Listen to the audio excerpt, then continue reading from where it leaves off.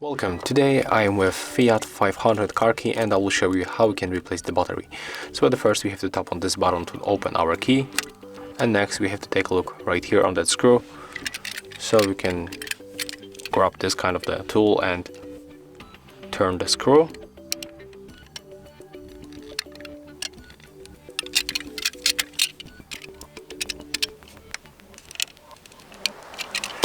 Okay, and right now we have to lift this plastic part from this side. So insert this tool here and easily you are able to remove it. As you can see, the battery we can find here. To remove it, just make it like that. As you can see, it's very simple.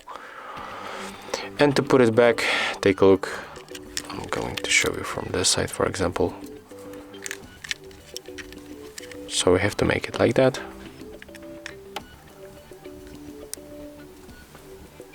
And then press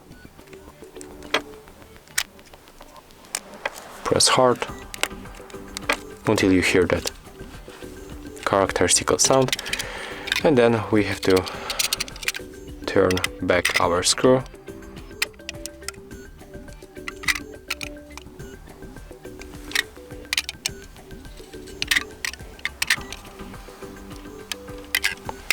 Okay, and right now we are able to close our key.